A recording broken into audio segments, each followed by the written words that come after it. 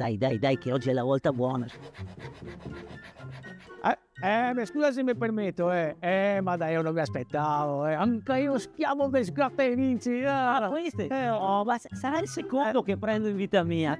Li vendono al bar qui sotto, sai. A 6 mesi che non ne prendevo uno. Ma sì, così che si comincia, no? Si comincia si compra ogni 6 mesi, dopo ogni 5, dopo che tocca vendere a barca per i debiti. Ma sei neanche nato a barca? Adesso non la ma 6 mesi fa. 6 mesi fa neanche. Abito a Spinea, dove vado qua a barca?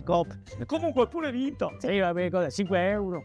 20.000 20.000? Sì, ma lordi? Come lordi?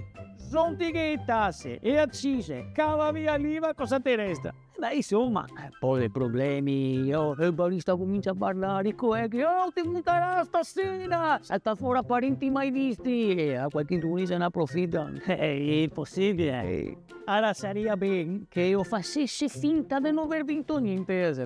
Grazie anche al premio, bisogna che andasse a ritirarlo qualche giorno di estraneo, no? Allora, vamo via. Ma non sai che dopo... Anche differente. Sempre a pensare il peso io. E mi guarda lì, sempre ottimista. Scusa, ma le pulizie? Lo finirò presto oggi.